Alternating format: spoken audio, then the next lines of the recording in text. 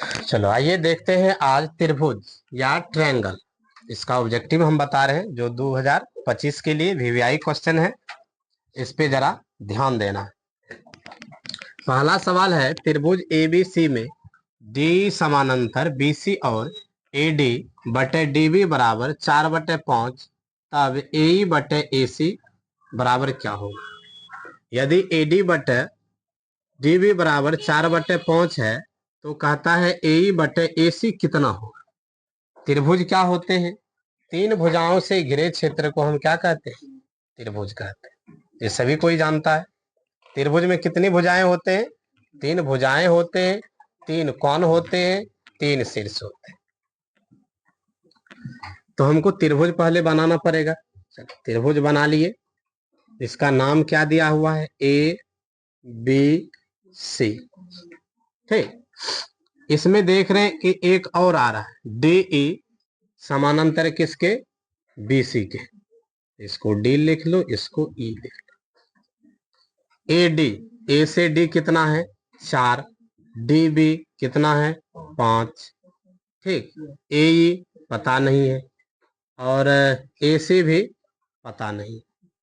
तो ए ई पता नहीं है और ए सी कितना हो जाएगा? यदि ये बटे ये बराबर है किसके? ये बटे इसके, तब क्या हो जाएंगे? यदि ये 4 तो ये भी 4।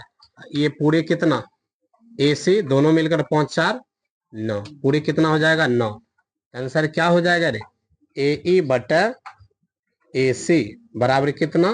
पहले वाला 4, उसके बाद पूरे मिलकर कितना? 9। 4/9। आंसर क्या हो जाएगा? 4/9।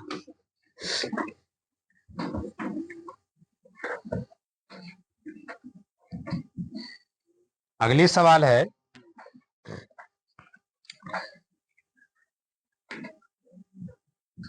यदि चित्र में डीई समानांतर बीसी के, डीई समानांतर बीसी के, तब एक्स बराबर क्या होगा? निभाट। ए में है 12, बी में 15, सी में 15x, डी में 5x। चित्र बना देते हैं इधर। ये त्रिभुज हो गया। त्रिभुज क्या है? ए बी सी है, ए बी सी है और इसके समांतर कौन है? D E. A D x है और ये 4 है, ये 15 है और ये 5। सवाल है यहाँ कि एक्स का मान कितना होगा। यदि त्रिभुज में बीसी समानांतर होगा तो डीई का तो त्रिभुज क्या होगा? समरूप होगा। जो त्रिभुज समरूप होते हैं उसके भुजाएं क्या होते हैं? समानुपाती होते हैं। तो क्या हो जाएंगे? ए डी बटा डी बी बराबर ए ई बटा ई सी। तो ए डी कितना है? एक्स है। डी बी कितना है? 4 बराबर 15/3। काट दो, सॉरी 5 न रे, यहाँ 5 हो जाए। 5 तिया 15, एक्स बराबर 4 तिया 12। एक्स का मान कितना निकल जाएगा? 12।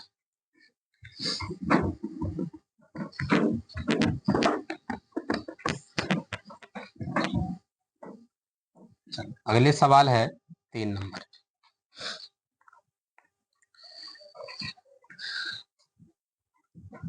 दो समरूप त्रिभुज, दो समरूप त्रिभुजों की भुजाएं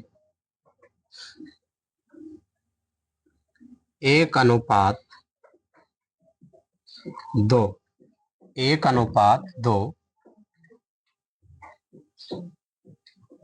के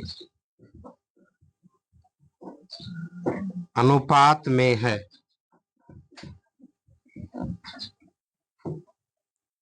तब इन त्रिभुज के क्षेत्रफलों का अनुपात क्या होगा? तब इन त्रिभुजों के क्षेत्रफलों का अनुपात क्या होगा। भुजा दिया हुआ है, दो समरूप त्रिभुज है, उनकी भुजाओं जो है इस अनुपात में 1 और 2 के अनुपात में। तब कहता है इन त्रिभुज के क्षेत्रफलों का अनुपात क्या है। यदि ऐसा रहे तो दिया हुआ यदि अनुपात में तो क्या करना है, वर्ग, इसका वर्ग कर देना तो क्षेत्रफल में बदल जाएगा। कभी कभी पूछ देता है दो समरूप त्रिभुजों की क्षेत्रफलों का अनुपात 4 है, या उधर दे देगा 25 है या 9 है, तो तब इन त्रिभुज के वहां लिखा रहेगा भुजाओं का अनुपात क्या होगा।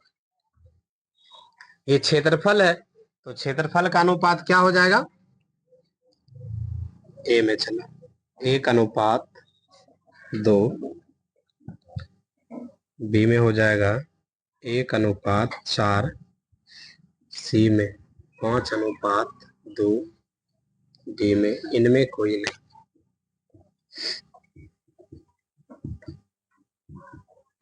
इनमें कोई नहीं, ऐसा ऑप्शन दिया हुआ है।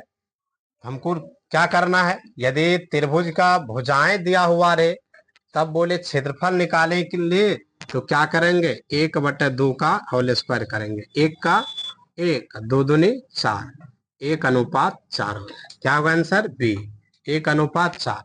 यदि इसमें क्षेत्रफल का अनुपात दिया हुआ रहेगा तो फिर कहेगा कि भुजाएं का अनुपात क्या होगा। मान के चलो क्षेत्रफल का अनुपात 4/9 दे दिया, या ऐसे करके लिखेगा 4:9। इसका क्या करेंगे रे, वर्गमूल कर देंगे, 2:9। 4 का वर्गमूल 2, 3, 9 का वर्गमूल 3, तो 2:3 हो जाएगा। ठीक,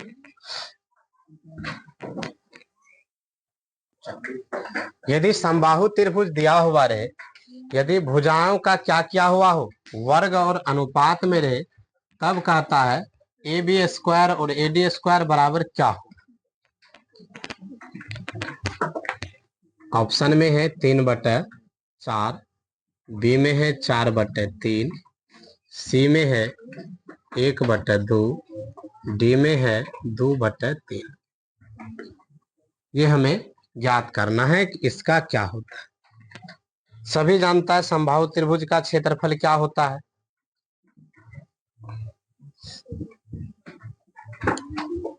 समबाहु त्रिभुज का क्षेत्रफल बराबर क्या होता है, √3/4 गुना भुजा स्क्वायर। क्या, √3/4, त्रिभुज ABC है तो या तो भुजा AB होगा, BC होगा या AC होगा, कुछ भी ले सकते हो तुम। तो मान लो हम ले लिए AB का स्क्वायर, क्या, ठीक। और उसका त्रिभुज ये भी हो सकता है 1/2। हाँ, आधार गुना ऊंचाई भी कर सकते हैं। आधार कितना हो जाएगा, BC गुना ऊंचाई दिया हुआ AD लंब है, तो इसलिए क्या हो जाएगा AD। कोई दिक्कत यहाँ तक, किसी को कोई दिक्कत रहे नहीं। 2 दूनी 4, √3/2 AB का स्क्वायर बराबर BC गुना AD।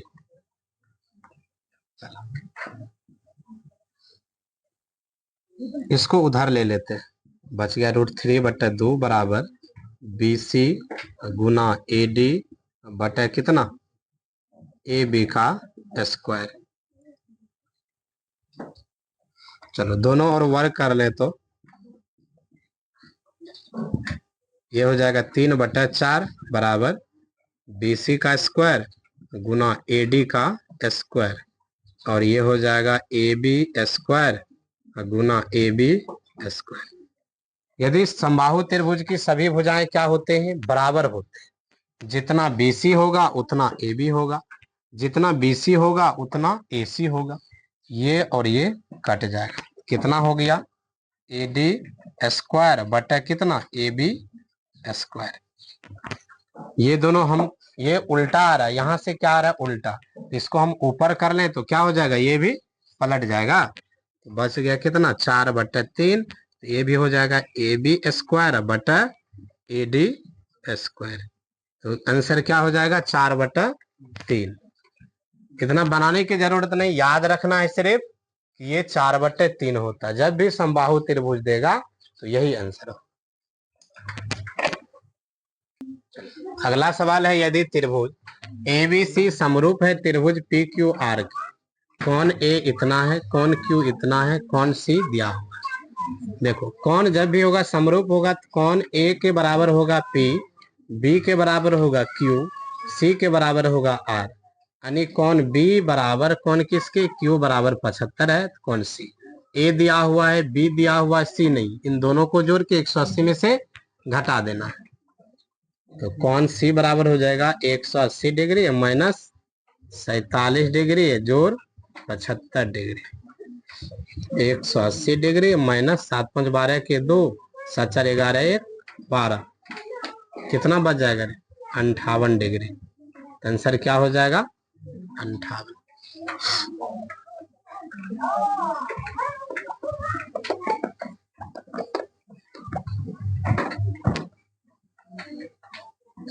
अगला सवाल है 6 पे,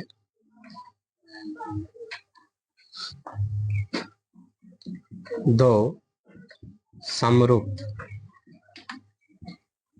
त्रिभुजों का क्षेत्रफल, दो समरूप त्रिभुजों का क्षेत्रफल का अनुपात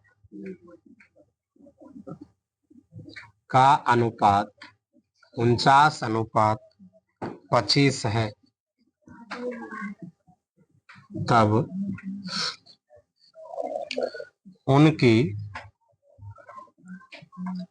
उनकी संगत भुजाओं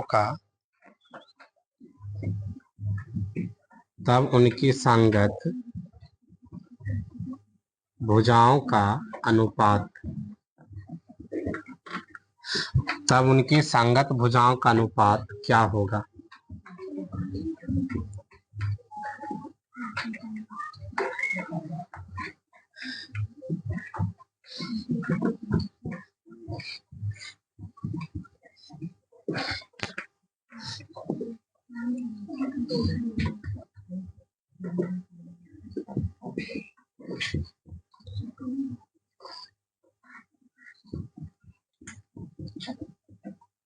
सवाल ये है, दो समरूप त्रिभुजों का क्षेत्रफल का अनुपात 49/25 है, तब उनकी संगत भुजाओं का अनुपात क्या होगा।